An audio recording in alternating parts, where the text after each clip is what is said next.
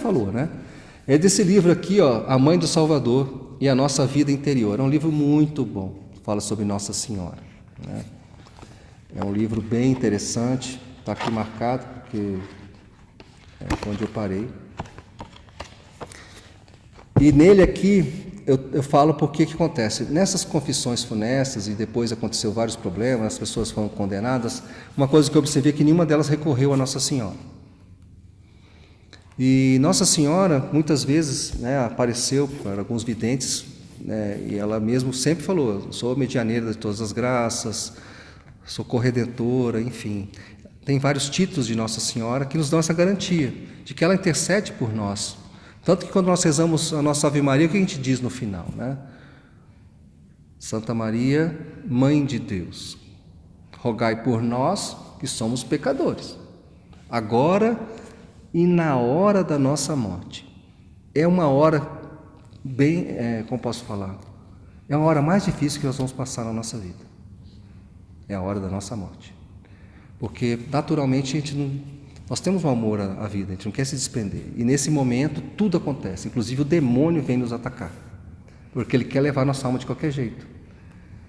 Então, nesse momento, Nossa Senhora tem que estar junto conosco. Por isso, a importância de Nossa Senhora, tá bom? Outra coisa que eu falei foi: o reino dos céus são para os violentos, né, que eu falei. Mas eu não expliquei.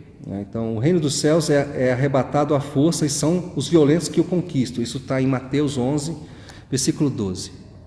Essa violência que fala o Evangelho é um ato de esperança. É como se eu estivesse me jogando. Uma criança, se o pai estender os braços, ela se joga, porque ela confia. Então, nós temos que ter essa confiança, nos jogar, né, para conquistar o reino de Deus.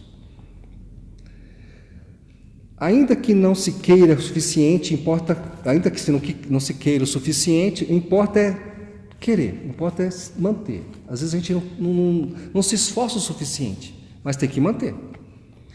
De uma forma bem prática, existem dois caminhos principais para que nós alcancemos esse reino de Deus, essa conquista: confissão e comunhão. A maioria de nós negligenciamos os dois. A comunhão, porque muitas vezes nós não fazemos da maneira correta, e a confissão, que a maioria de nós não exerce ela com uma certa regularidade. A igreja fala para quantas vezes nós devemos confessar por ano? Uma vez só, está aqui. Mas aí, durante a apresentação, teve uma pessoa que falou interessante: a gente toma um banho só uma vez por ano? Quer dizer, eu preciso cuidar, né, do meu espírito, eu preciso limpar a minha alma. Então, eu devo me confessar com frequência. Ah, mas eu não cometi nenhum pecado mortal. Mas, com certeza, um pecado venial você tem. E vários pecados veniais repetidos, um atrás do outro, se tornam um pecado mortal. Pode se tornar um pecado mortal. Eu falei sobre Padre Pio, né? Então, acho que é interessante, eu falo que Padre Pio, mas eu não expliquei, né?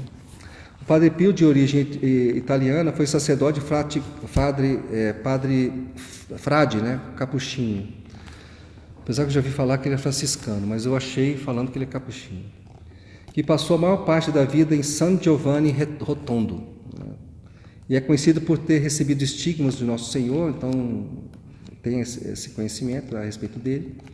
E por sua devoção e atendimento no confessionário, rezar a Santa Missa de maneira devota. O que eu quis dizer foi justamente isso. Padre Pio, ele rezava de maneira muito devota a Santa Eucaristia. E as pessoas que viam que nesse momento que ele estava ali naquela devoção, né, os estigmas dele começavam a sangrar, né?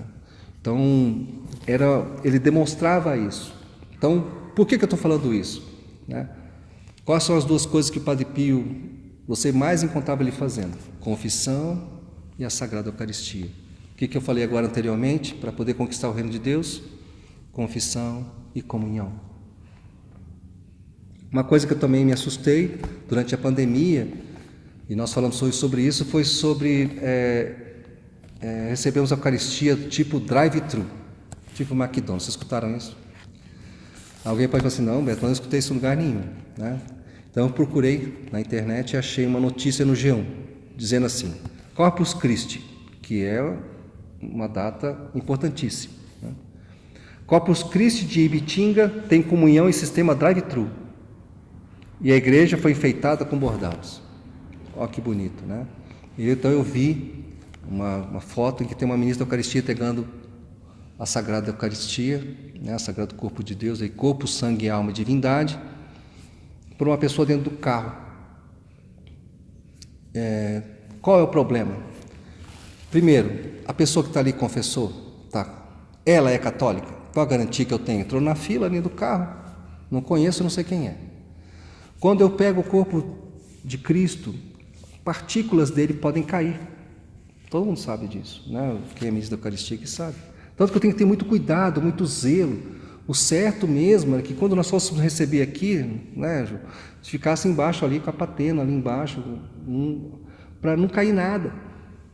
Porque uma partícula de Cristo, uma partícula da hóstia é Cristo. Ele é um todo.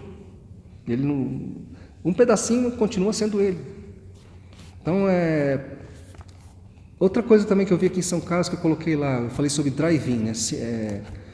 Do tipo Santa Missa modelo drive-in. O que é isso? Antigamente, alguns tempos, era cinema, formato de cinema, como se fosse um cinema num estacionamento. Imagina um estacionamento de shopping e no final dele uma tela muito grande. E ali, nesse drive-in, muitos lugares colocavam um filme e as pessoas assistiam dessa forma, né? Estacionava o carro e assistia o filme numa tela grandona.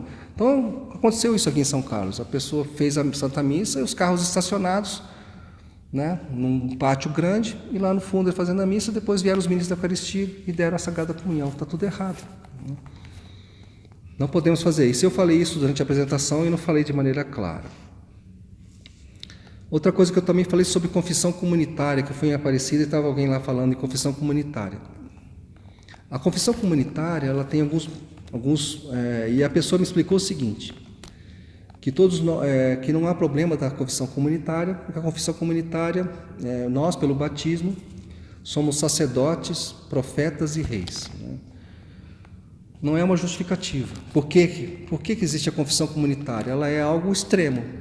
Em caso de guerra, eu já vi um padre explicando que comunidades muito remotas, então padre não tem na região, então o padre vai a cada 6 meses, às vezes uma vez por ano. E essa comunidade às vezes tem 500 a 600 pessoas. Como é que ele vai conseguir fazer a confissão de todas essas pessoas quando ele for? Então ele pode usar dessa forma. Mas são casos extremos. Nós aqui em São Carlos somos privilegiados. Eu sempre que eu procuro confissão, eu encontro. Ali na igreja de São Sebastião, os padres atendem, e outras igrejas também. A Nossa Senhora de Fátima, sempre tem um padre lá confessando. Então, às vezes que eu passo por ali para rezar um pouquinho, tem um padre lá. Não vou dizer nomes para não ficar chato. Bom, uma coisa importante que muitas vezes fala assim, precisa confessar. Mas por que eu vou confessar para um homem que é igual a mim? Aí começam essas perguntas. Como é que a igreja tem essa autoridade de confissão? Vamos recorrer novamente ao catecismo. O que está escrito lá? Quando Jesus instituiu o sacramento da penitência? A maioria de nós, se isso for feita uma pergunta dentro da nossa igreja, muitos de nós vão ficar em dúvida. Quando foi que Jesus instituiu o sacramento da penitência? Então, o que diz aqui? No dia de sua ressurreição, quando, após entrar no cenáculo, deu solenemente aos seus apóstolos a faculdade de perdoar os pecados. Recebei o Espírito Santo. Ele soprou, sobre os apóstolos e falou: recebei o Espírito Santo. Aqueles a quem perdoares os pecados, lhes serão perdoados. Aqueles a quem retiverdes, serão-lhe retidos. Então houve o quê? Alguma coisa que foi instituída por Jesus. Para quem que ele deu esse poder? Para os apóstolos. Quem são os sucessores dos apóstolos atualmente? Os bispos. Os bispos. Os padres não, os bispos. Tanto que a autoridade de perdoar o pecado é exclusiva do bispo. Só que o bispo pode delegar para o padre. Outra coisa, quando o padre se forma, ele recebe qual sacramento? O sacramento da ordem. O sacramento da ordem por si só ele, não dá autoridade de absolver os pecados. Então o bispo também, ou naquele momento, ou depois quando manda para uma paróquia, ele pega o padre e dá também esse poder. Ele delega esse poder a um padre. Para você ver que a coisa é muito séria. Pode falar. Que os sacerdotes, os padres são denominados presbíteros, porque cumpre uma função de presbitério que é delegada. Isso, exatamente, que é do bispo. Muito bem, obrigado. Bom, pessoal, quais são as 5 coisas que são importantes para a nossa confissão? Alguém já pensou sobre isso? 5 coisas.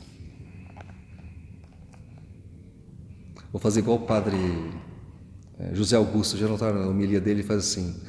Ele faz uma pergunta e faz um breve silêncio, Daí ele fala logo depois: eu fiz silêncio para vocês refletirem. Então eu fiz a mesma coisa aqui agora. Então são 5 coisas. Primeiro, exame de consciência.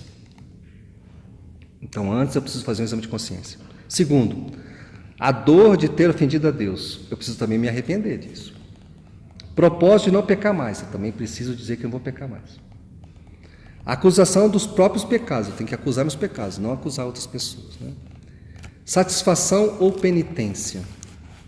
O que é satisfação ou penitência? Alguém tem ideia? A satisfação nada mais é do que o que o padre dá como penitência logo após você receber a absolvição. E é interessante também, pessoal, que quando nós falamos, e também pedir de todo o coração ao Senhor que nos dê a luz para conhecer todos os nossos pecados e a força para os detestar. Falar e entender o que são confissões sacrílegas, precisamos conhecer o que nos ensina o catecismo. O que o catecismo explica?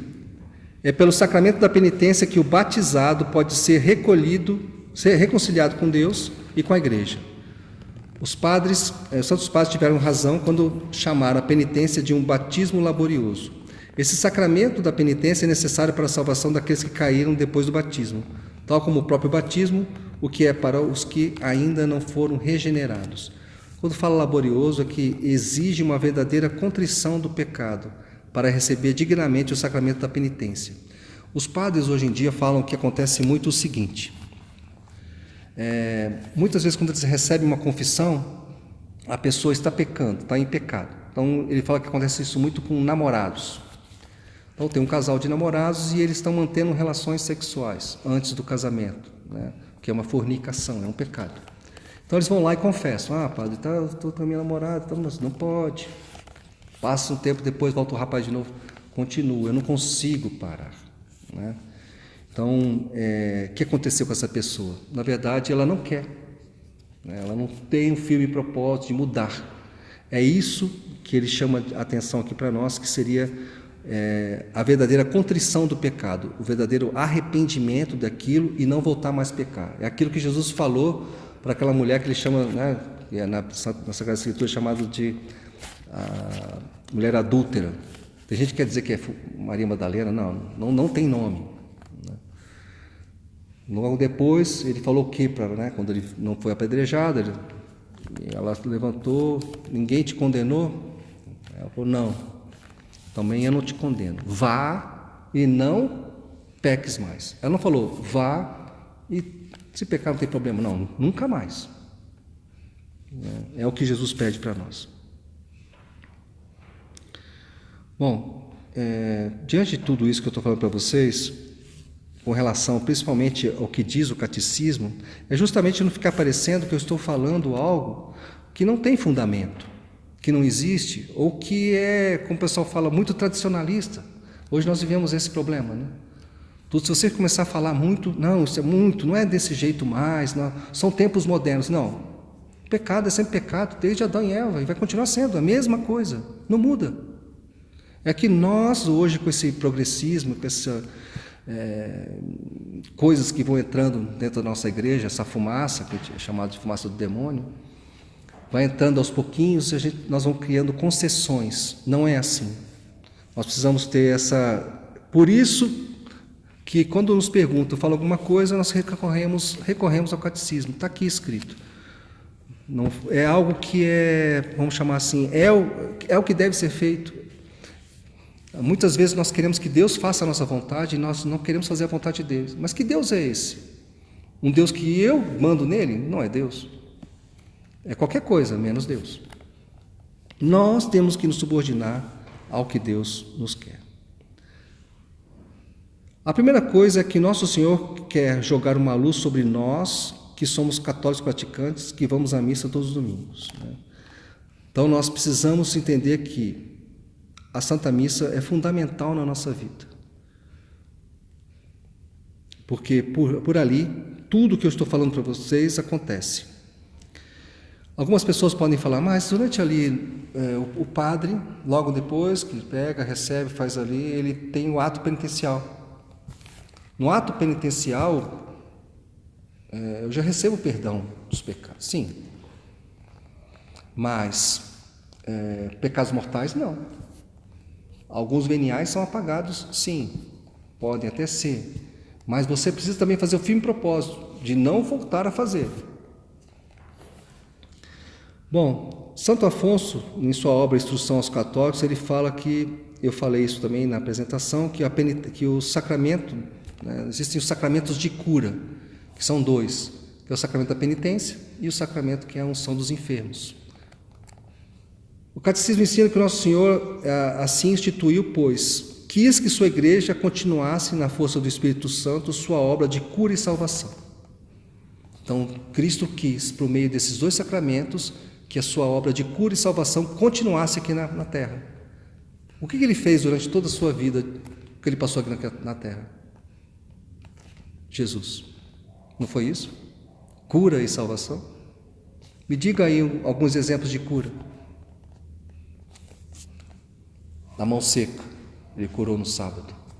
A hemorroísa, os leprosos, cego. E quantas vezes ele salvou pessoas? Um exemplo, aquele pessoa que vivia no cemitério, que era amarrado lá com correntes, salvou, tirou ele daquela escravidão do demônio. Expulsou demônios também dentro da própria sinagoga. O que queres de nós, filho de Davi? Expulsou o demônio. Então, o que ele fez o tempo todo aqui, pessoal? Cura e salvação. E qual é o sacramento que eu estou falando agora? O sacramento da penitência é de salvação. Assim como o sacramento da unção dos enfermos é de cura. Uma é da cura do corpo e outra da cura da alma. O que é mais importante? A cura do nosso corpo ou da alma? Os dois são importantes. Mas para a nossa salvação, um só, né? É justamente a nossa alma. O que Jesus fala? É melhor você entrar no reino dos céus faltando uma perna, faltando um olho, do que ir para o inferno. Bonitão. Vai ser, é pior. Bom, diante de tudo isso, nós chegamos aqui nesse livro. Parece que eu tenho uma volta muito grande, né, para chegar nisso. Mas é que alguns fundamentos têm que estar aqui, porque esse padre vai falar sobre isso. Então, o nome dele é Robert, eu vou falar aqui, mas eu peguei até depois a tradução correta, mas eu devo falar o nome dele errado, depois vocês me corrijam, tá? Então é Robert Hugh Benson. Ele publicou numa revista chamada Ave Maria, entre 1906 e 1907, vários textos falando da sua conversão. E as pessoas leram e gostaram, e pediram para que ele fizesse um livro, e ele publicou um livro, que é esse aqui. Mas notem que é um livro bem antigo, né? 1906. Ele nasceu em Berkshire, na Inglaterra, no dia 18 de novembro de 1871, nota que ele é do século XIX. E faleceu no dia 19 de outubro de 1914, ele faleceu com 42 anos, quer dizer, faleceu novo. Durante a juventude ele decidiu que não se casaria, e por vocação decidiu ser sacerdote anglicano. Então nós estamos falando de uma outra igreja, né? O anglicanismo. Então, por que ele... aqui mais à frente eu vou falar, mas ele, no ano de 1985, ele nasceu numa família anglicana. Então o pai era bispo da Cantuária. Todo mundo sabe, vocês sabem, né? Cantuária seria o quê? O equivalente a Roma. Isso, equivalente a Roma. Então o pai dele era um bispo que estava na função de ser arcebispo da Cantuária, que era um alto nível. A família era toda anglicana, raiz, vamos chamar assim, se existe essa expressão, né? E por ser anglicanos, né, raiz, ele, num determinado momento, resolveu que não queria se casar e com 24 anos resolveu ser sacerdote anglicano. E o pai ordenou ele. Interessante isso. Em 1895. O seu pai foi recebido na igreja, só que em 1903 foi a conversão dele, já com 32 anos. Então, mais à frente, ele teve uma conversão em 9 anos. Então, de padre, vamos chamar assim, de padre não, mas de cônico, né,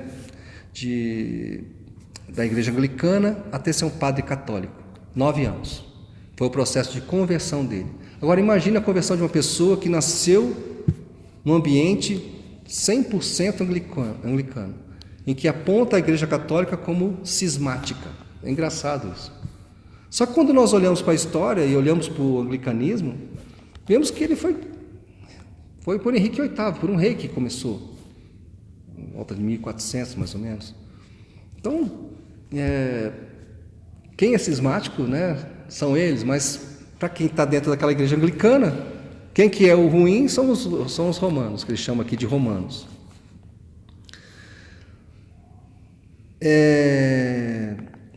Para você ver que ele era uma pessoa, além de tudo isso, ele estudou em Eton College.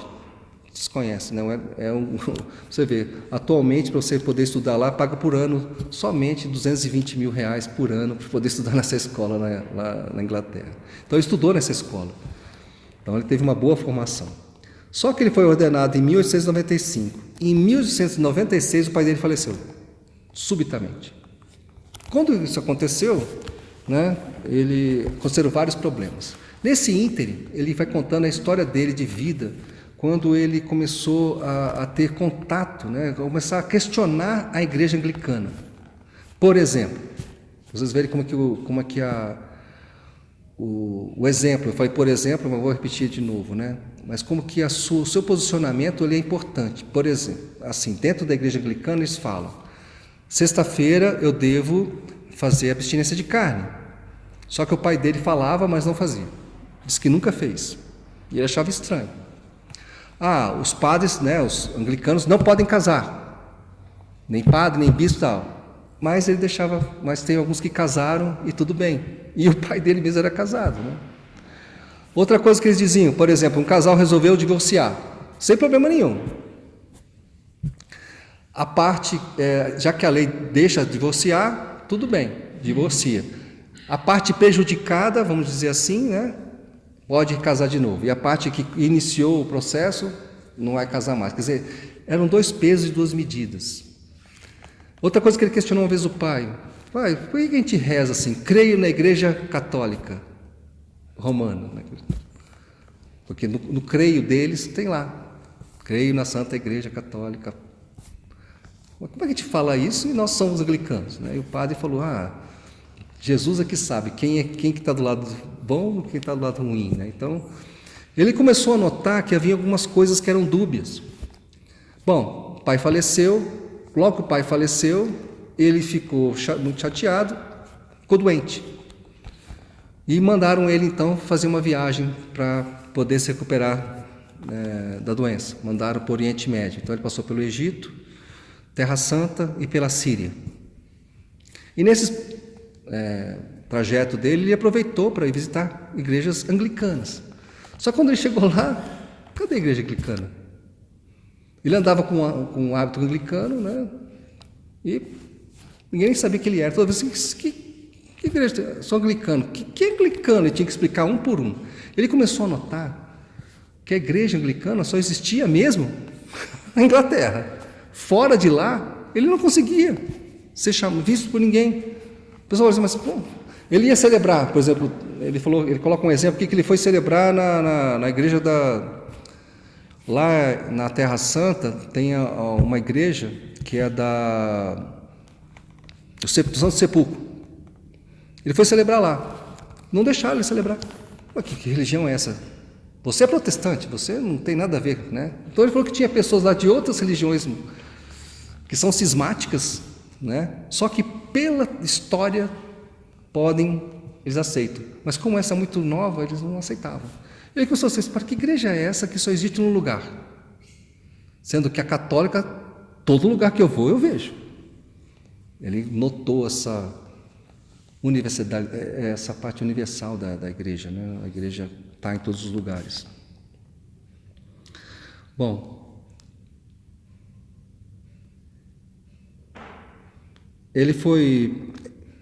depois disso, aqui também explica alguma coisa que eu não sabia do anglicanismo.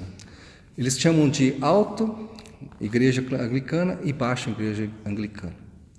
Essa alta são os que são mais tradicionalistas, que se preocupam, né, com a forma de tudo, mantêm muitas tradições, eles têm imagens, eles têm Eucaristia e têm confissão. Da maneira deles, tem. Já o da baixa são totalmente protestantes. Fazem tudo que for coisa do protestante, eles alteram. Então tem essa diferença entre eles. E isso também incomodava, porque ele notava que um era de um jeito, outro fazia de outro, ia num lugar de uma maneira, dependia muito de quem estava à frente. Isso incomodava ele também. Então depois que ele retornou dessa viagem, que ele questionou bastante, viu que todas essas diferenças, ele foi para uma comunidade afastada do local, chamada comunidade Ressurreição. Essa comunidade de Ressurreição anglicana imitava um mosteiro em tudo. E ele achou interessante, porque ele teve a oportunidade de o quê? De parar, de viver uma vida mais monástica. Por quê? Para ele estava vendo que a Igreja Católica tinha muito mais verdades que a Igreja Anglicana. Mas ele, de alguma forma, por ter essa raiz anglicana, ele falou, não, mas tem que ter coisa boa aqui dentro. Então ele queria buscar coisas que fundamentassem, né, a fé dele, para que ele não precisasse sair da igreja anglicana. E lá ele começou a achar, começou a ter mais paz, mais tranquilidade, não via tanta coisa errada. Mas ele não via muito sentido em algumas coisas. Por exemplo, quem que era o responsável, né? Quem era a referência para ele?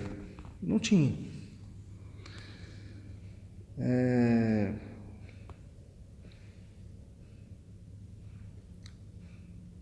Achei interessante que ele colocou assim que a música, porque ele chegava, tinha celebrações e ele falava, mas tem uma coisa que está vazio, né? Está faltando alguma coisa aqui. E ele falou que a música era a única coisa que tocava o coração dele, às vezes. Porque às vezes nós temos essa tendência de querer um sentimentalismo, de sentir alguma coisa. E ele começou a ver assim, pô, tem que ter mais uma coisa espiritual aqui nesse meio. Está faltando algo aqui dentro, né? Está muito formal. Ele disse que tinha algumas missas, em alguns lugares que ele foi, em que era assim, tinha toda uma formalidade, tudo, e no final eles faziam uma hora que saudavam Deus e outra hora saudavam a rainha, né? Porque é anglicano, né? Então ele falou, pô, como é que coisa é essa, né? Uma hora para a rainha, uma hora para Deus. Então ele achava estranho.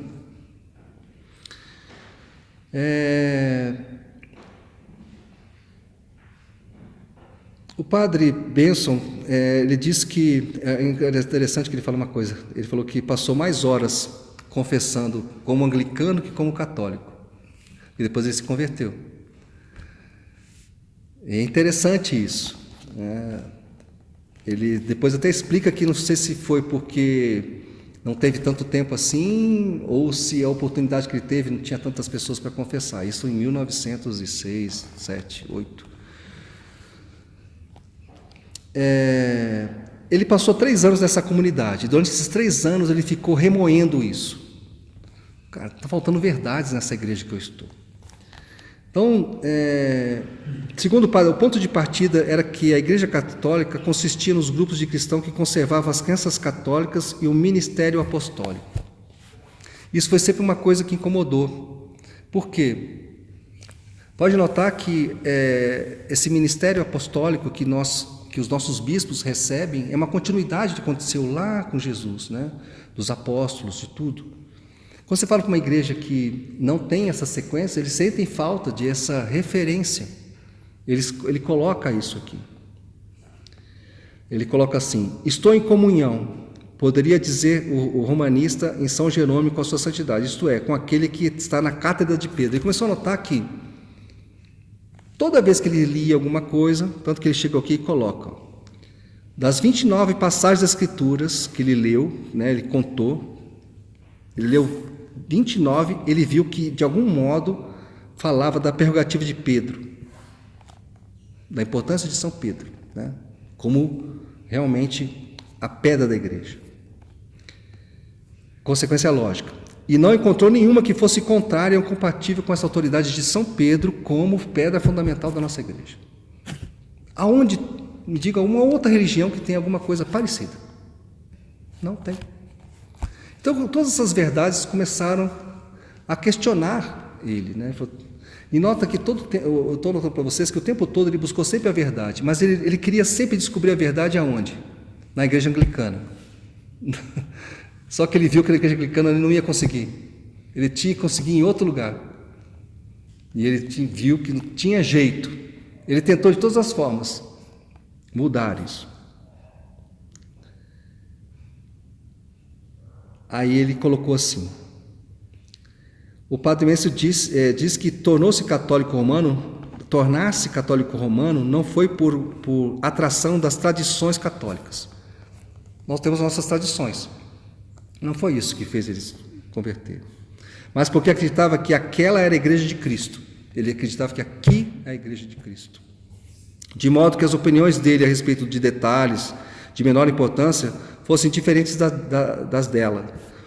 O problema seria inteiramente meu, se eu achar que os problemas, né, que tem com ela, seria melhor, na verdade, que ele se corrigisse quanto antes, porque não deveria ir a Roma como crítico ou mestre, mas como filho e aprendiz. Ele queria ir para Roma e não podia ir para lá como dizendo que ele sabia a verdade. Ele queria ir para lá para aprender a verdade. É interessante que quando ele resolveu contar para a família e para todo mundo, né, que ele não ia ser mais clérigo anglicano e que se converteu à Igreja Católica e ia estudar em Roma, a mãe dele foi com ele até a estação ferroviária. Aí quando a mãe foi se despedir da mãe, a mãe olhou para ele e falou assim: tchau, filho, mas até logo. Então a mãe mesmo não acreditava que ele ia continuar.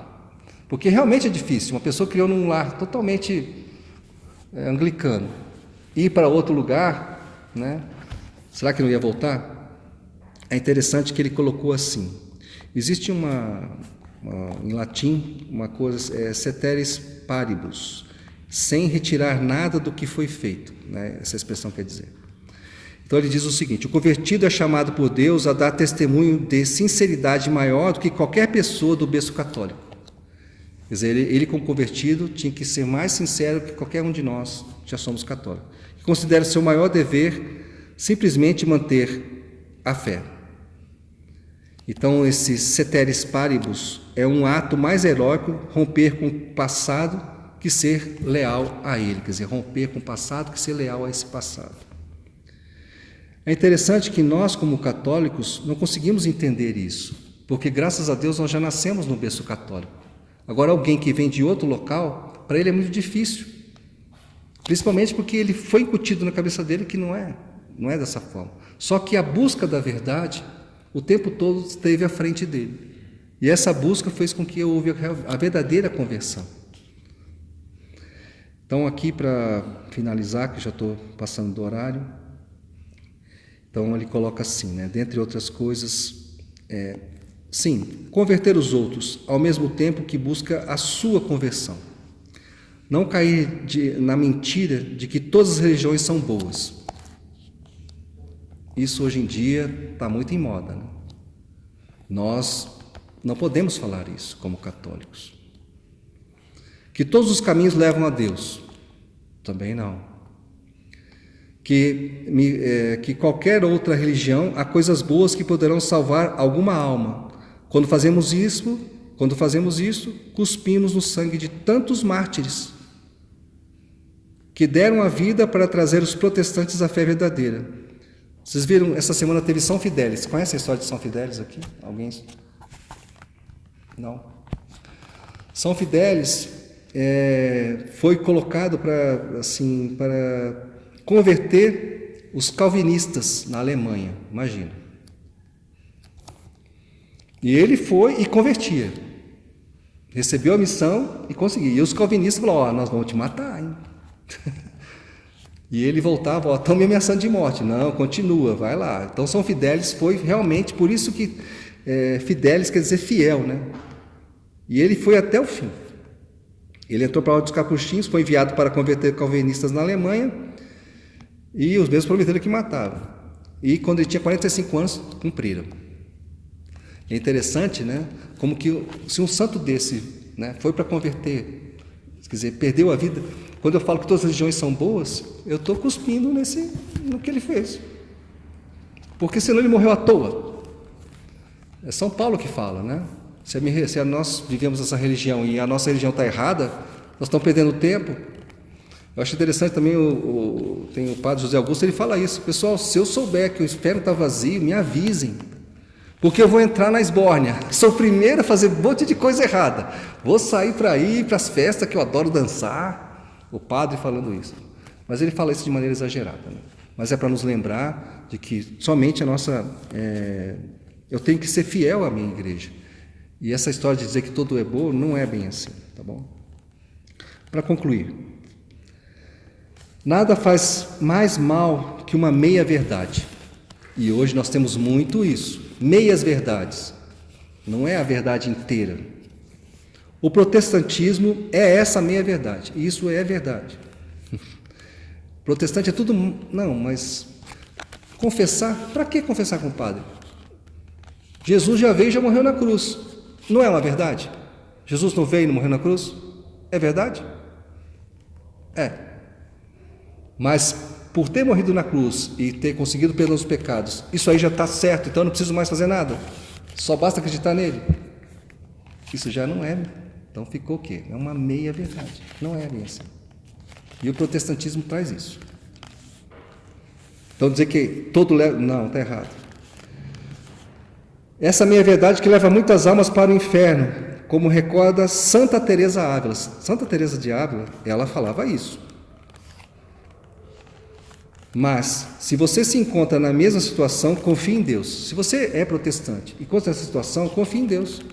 Faça como o Padre Benção. Ele confiou em Deus, insistiu, procurou, leu e viu e conheceu a verdade.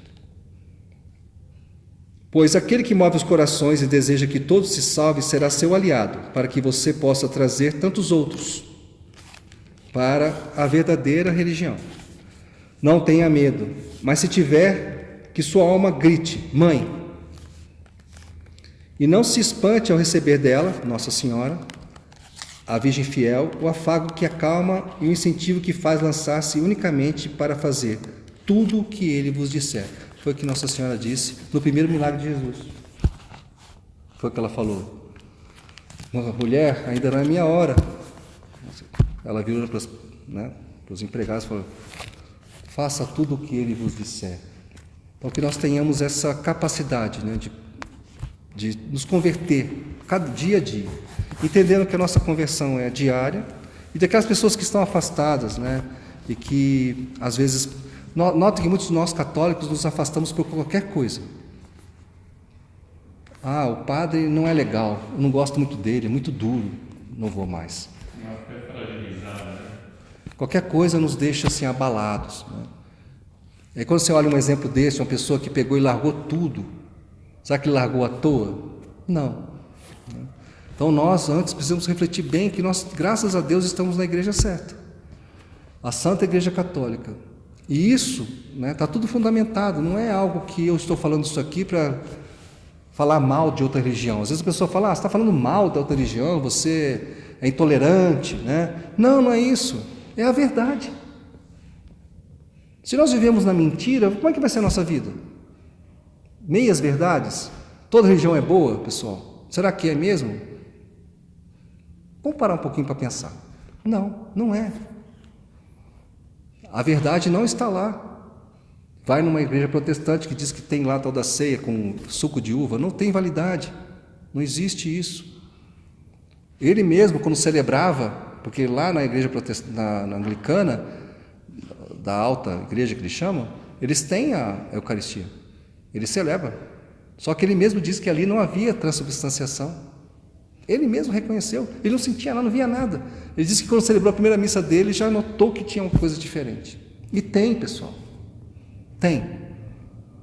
Os milagres eucarísticos são reconhecidos para a igreja. Vocês conhecem aquele famoso, Lanciano? Já foi provado 1000 vezes, Corta lá, é músculo do coração. Só que o músculo do coração, quando ele para de ter sangue, ele atrofia, e aquele lá continua como se estivesse vivo. Aonde? Me diga uma religião que tem alguma coisa parecida. Não tem.